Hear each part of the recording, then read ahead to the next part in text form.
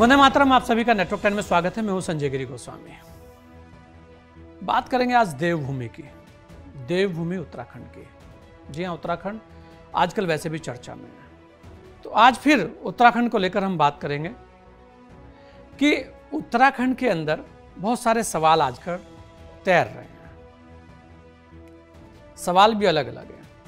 एक सवाल तो बड़ा सवाल कि आखिर क्यों बद्रीनाथ के अंदर भारतीय जनता पार्टी हारी, आखिर क्यों मंगलोर के अंदर कांग्रेस का जो मार्जिन है वो कम हो गया।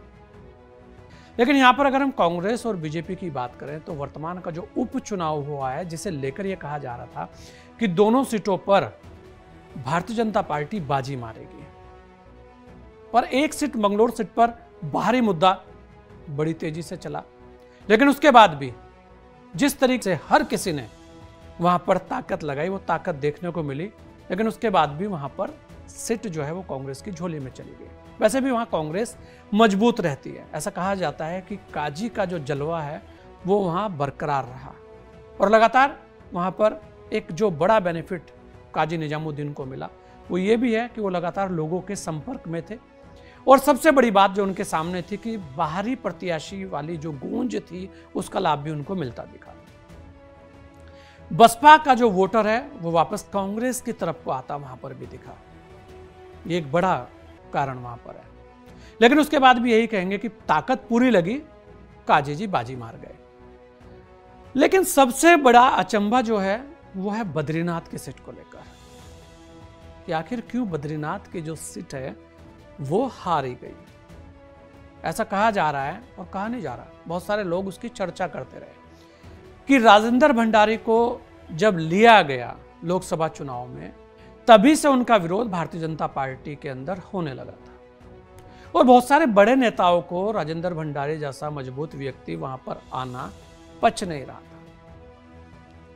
और उस सीट के बहुत सारे गणित वैसे भी बैठे हुए हैं। अगर आप देखें बद्रीनाथ सीट पर कांग्रेस मजबूत रही है और उसका नतीजा भी है कि कांग्रेस के लखपत बुटोला बड़े सज्जन व्यक्ति और ऐसा व्यक्ति जिसके बारे में कोई उम्मीद नहीं कर रहा था, उसको टिकट भी मिला और वो जीत के भी आया। और मार्जिन थोड़ा बहुत नहीं, ठीक ठाक मार्जिन से वो जीत के आए।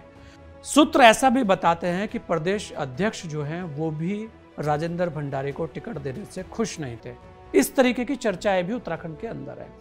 यह भी कहा जा रहा है कि जितनी ताकत मंगलोर के अंदर भारतीय जनता पार्टी ने लगाई, अगर उसकी आधी ताकत भी बद्रीनाथ के अंदर लगा दी जाती तो शायद बद्रीनाथ की जो सीट है वो निकल जाती। लेकिन इसे अति आत्मविश्वास कहेंगे या गुटबाजी कहेंगे या तेरा कैंडिडेट या मेरा कैंडिडेट, इसकी लड़ाई कहेंगे। हार तो हुई है, हार हुई है तो फिर बहुत सारे सवाल भी छोड़ गई है। और उसके अलावा जो खतरे की घंटी है अब केदारनाथ की सीट को लेकर भी है, क्योंकि कांग्रेस अब केदारनाथ की सीट पर भी पूरी ताकत के साथ मैदान में आएगी। आखिर संजीवनी मिली है उन्हें, 2 सीटें उनके पास आई हैं। एक उन्हीं की सीट थी, लेकिन उसके बाद भी अपनी सीट को उन्होंने बचाया है।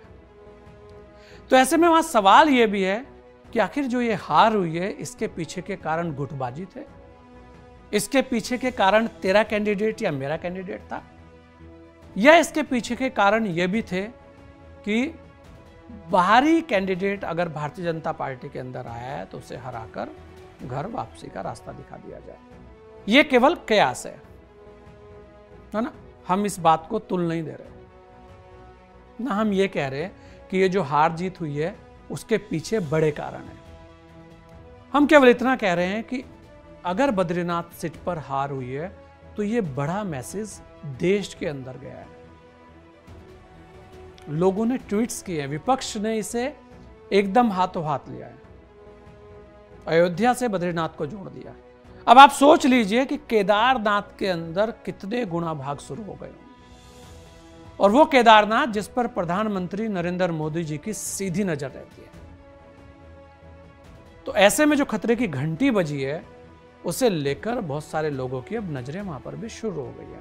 हाँ, सोशल मीडिया की अगर खबरों को हम देखें, उन पर गौर करें तो वो बहुत सारे इशारे करती हैं। वो जो इशारे हैं और वो कितनी उनमें सच्चाई है ये तो वहीं के लोग जाने। लेकिन हाँ, इतना जरूर है कि अगर बात चली है तो उसके पीछे कुछ तो है।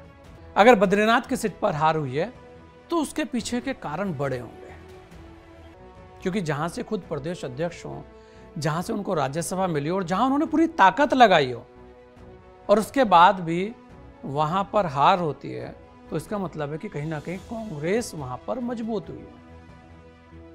अगर कांग्रेस वहां पर मजबूत हुई है तो फिर केदारनाथ पर खतरे की घंटी बजनी लाजमी है। देखने वाली बात यह होगी कि आखिर जो मंथन चल रहा है देहरादून के अंदर, चाहे वो कांग्रेस का हो या भारतीय जनता पार्टी का हो, उस मंथन के अंदर क्या निकल कर आता है, और वास्तव में क्या वो हकीकत बाहर आ पाएगी कि क्यों इन दोनों सीटों पर भारतीय जनता पार्टी की हार हुई। तो आखिर क्यों बद्रीनाथ सीट पर हारे, आखिर क्यों मंगलोर सीट पर हारे, ऐसे बहुत सारे सवाल लगातार चलते रहेंगे। फिर मिलूंगा आपसे, तब तक के लिए दीजिए मुझे इजाजत।